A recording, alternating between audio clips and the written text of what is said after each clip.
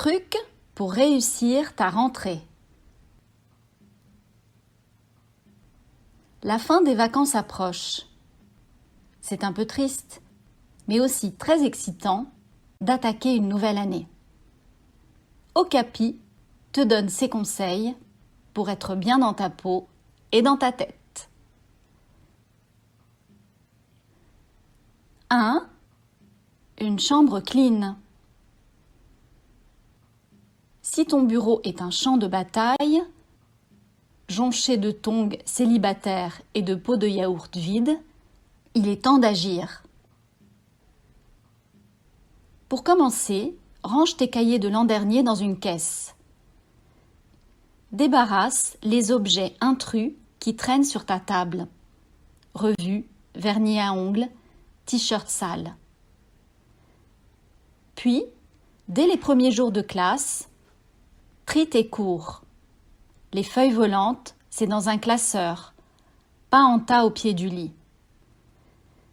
La rentrée, c'est aussi l'occasion de ranger le reste de tes affaires, donner à des associations tes vêtements trop petits ou les livres dont tu ne veux plus. La règle numéro 1, pour ne pas être noyé dans le bazar pendant l'année, c'est de ranger au fur et à mesure.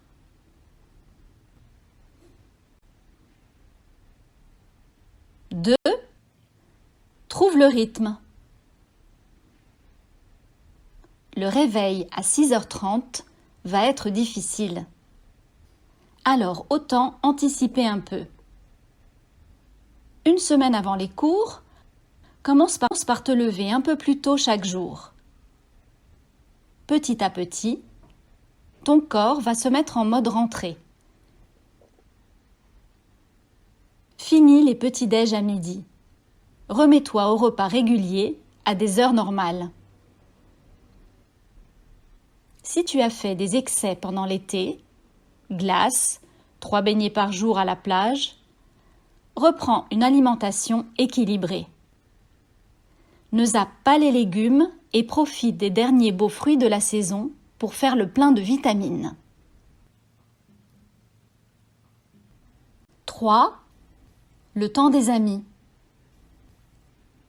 Cool, tu vas enfin retrouver tes potes de collège. C'est aussi le moment de t'en trouver d'autres, si tu es nouveau ou si tu veux élargir ta bande. Même si tu es timide, fais cet effort dès le début de l'année. Et si tu n'oses pas aborder les autres dans la cour, inscris-toi à un club. Sois ouvert et souriant. 4. Organisation. Il y a un temps pour l'ordi et un temps pour les devoirs. Il va falloir moins surfer que pendant l'été.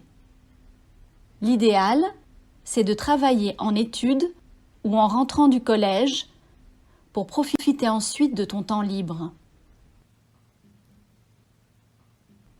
Écris sur un papier toutes les choses que tu dois faire et raye-les au fur et à mesure. C'est trop bon de voir la liste diminuer. Affiche ton emploi du temps au-dessus de ton bureau, en prévoyant une couleur par matière pour mieux te repérer. Et prépare ton sac le soir. 5. Et régularité. Le bon duo boulot. Non, les contrôles ne se préparent pas la veille à 23h. Prends une bonne résolution. Travailler régulièrement. Relis tes cours un peu chaque soir et tes révisions en seront grandement facilitées. Anticipe aussi les dates. Par exemple, si tu as un gros examen un vendredi, commence à bosser le week-end d'avant, puis un peu chaque jour. 6. Le plein d'activités. Pas question de se ramollir. Septembre, c'est le moment de s'inscrire au sport et loisirs. 1 ou 2 suffisent pour se vider la tête sans mettre en danger les devoirs. Envie de tester la boxe thaï, la danse africaine ou le bridge? Profites-en. À la rentrée, pas mal d'associations proposent des essais gratuits.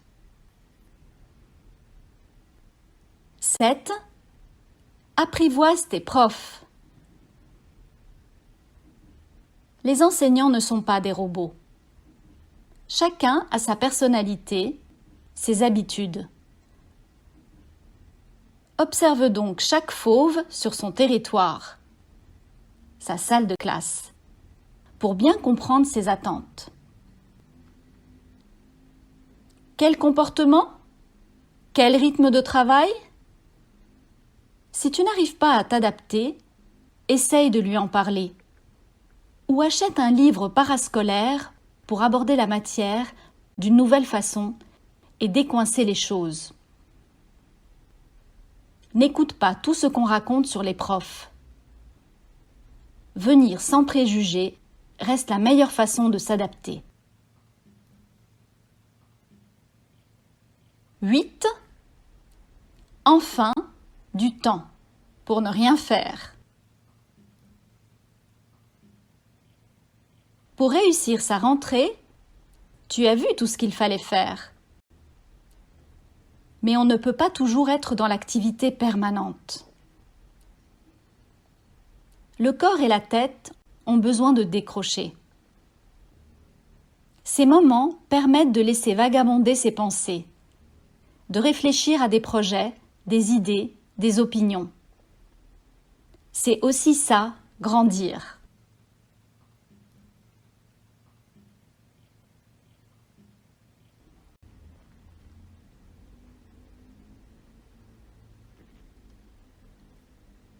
Travaille à la maison. Deviens un champion. Mémoriser une leçon demande un peu de méthode. Suis nos conseils, mais en les adaptant à ta sauce. Étape 1. Mets-toi en situation d'apprendre. Lire dans le vide ne sert à rien. Alors fixe-toi des objectifs. Définis un temps limité pour les remplir et pense à après. Par exemple, dis-toi, dans 40 minutes, je saurai ma leçon d'histoire et j'irai mater un épisode de ma série adorée. Essaye d'utiliser un outil très malin, la montre à aiguille. Elle t'aidera à mieux te situer dans le temps qui passe. Étape 2. Lis et relis. Lis ta leçon 2 fois de manière globale pour avoir une visibilité d'ensemble du cours. Puis 2 autres fois en entrant dans le détail, en t'arrêtant sur les mots, en apprenant à fond. Étape 3. Garde une trace. Sous la forme que tu préfères, note l'essentiel sous forme de mots-clés. Lis ta leçon tout haut pour l'imprimer dans ta tête. Construis un schéma. À toi de voir ce qui marche le mieux avec ta façon de mémoriser. Et surtout, n'oublie pas de lire ou d'utiliser cette trace du cours. Étape 4. Interroge ta mémoire. L'auto-évaluation sert à vérifier que tu as bien retenu. Mets-toi en situation pour le contrôle, comme si c'était une répétition. Pose-toi 3 questions qui pourraient venir à l'esprit du prof. Réponds à l'écrit ou à l'oral, compare avec la leçon et note les erreurs ou les oublis avec une couleur différente. Tu peux aussi t'imaginer en train de réciter la leçon ou de l'utiliser dans des exercices. Et pourquoi ne pas demander à tes parents de te poser des questions sur le cours? Pour les spatio-sensoriels, apprends en agissant. Marche, fais des gestes. Tu peux même mimer tes cours. Écris des chiffres en l'air. Fais semblant d'être Napoléon. Imagine une expérience dans le vide.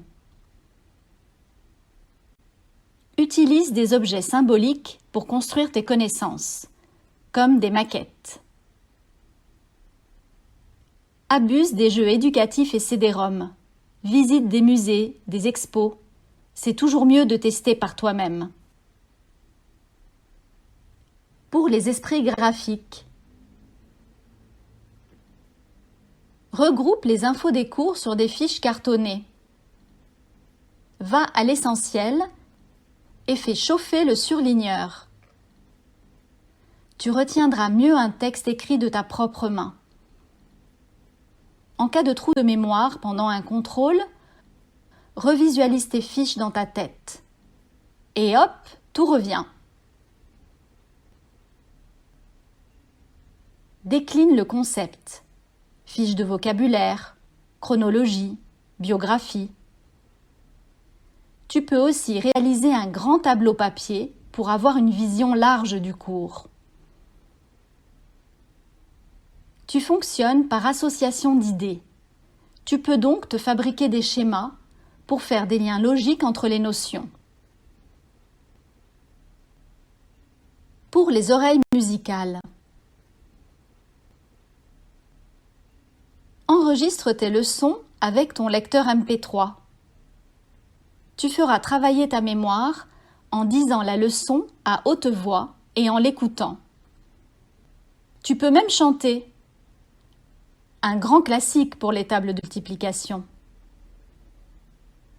Pour apprendre, construis des petites phrases magiques. Par exemple, les si n'aiment pas les raies. T'éviteras d'écrire « si j'aurais su » à la place de « si j'avais su ». Fais un ping-pong avec un ami. L'un pose des questions rapides, l'autre récite, répond, explique le cours. Construis ta propre méthode. Même si tu as une dominante, tu peux bien sûr, et c'est même conseillé, piocher des astuces dans tous les profils.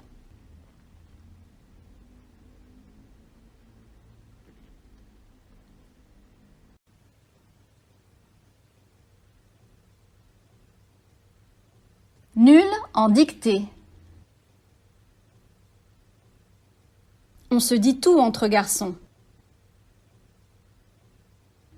Écris à Christophe. Il répond à tes questions.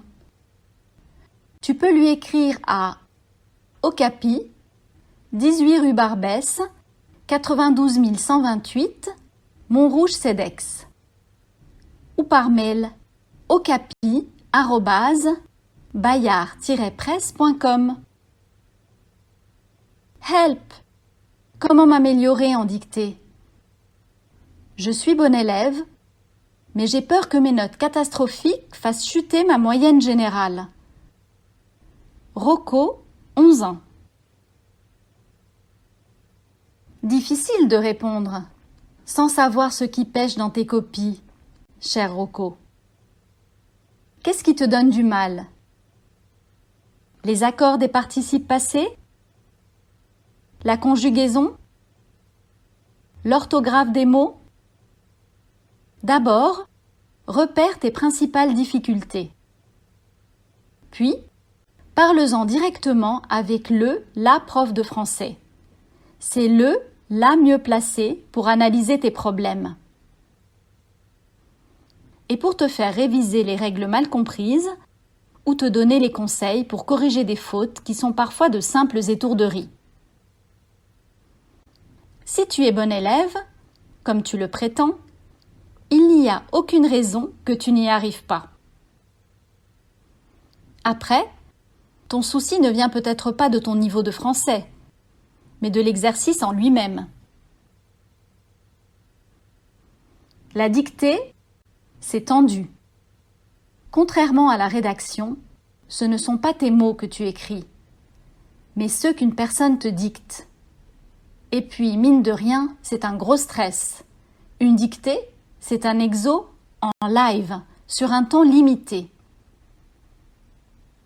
Et dans la panique, c'est quand on cherche à tout prix à faire le moins de fautes possible qu'on en fait le plus.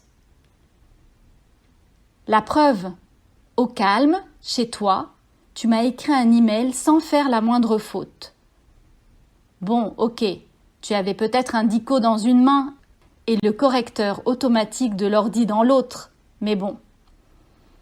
Si tu perds tes moyens avant ta dictée, essaie de te détendre en fermant les yeux quelques secondes et en respirant profondément. Après le point final, relis-toi calmement. À ton âge, tu dois être en 6e ou 5e. Donc normalement, tes dictées sont préparées. Alors, essaye de revisualiser les passages difficiles. Traque les éventuelles erreurs en faisant preuve de logique et en te posant des questions simples. Où est le sujet? Qui fait l'action? Etc., etc. Ça doit devenir un vrai jeu. Entraîne-toi.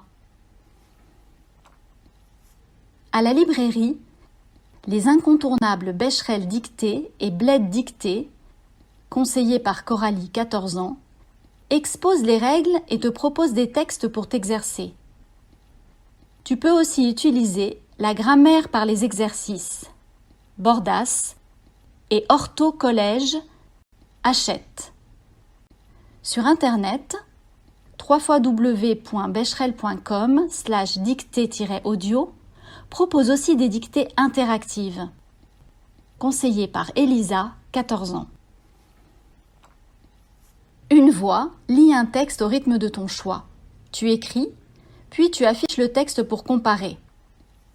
Idéal pour s'entraîner à la maison, dans les conditions du direct. Qu'en pensent les filles? Relis-toi attentivement en vérifiant les accords et conjugaisons. Ton prof t'a peut-être donné une feuille d'astuce pour éviter les fautes. Sinon, demande-la lui. Léa, 14 ans. Je te conseille de lire le plus possible. Des romans, des BD, des journaux. Même sur Internet, tout est bon à prendre. À force, tu enregistreras les mots. Manon, 13 ans. Déstresse avant. Tu peux aussi retenir l'orthographe avec des techniques. Exemple, mourir à un seul R, parce qu'on ne meurt qu'une fois. Léa, 14 ans.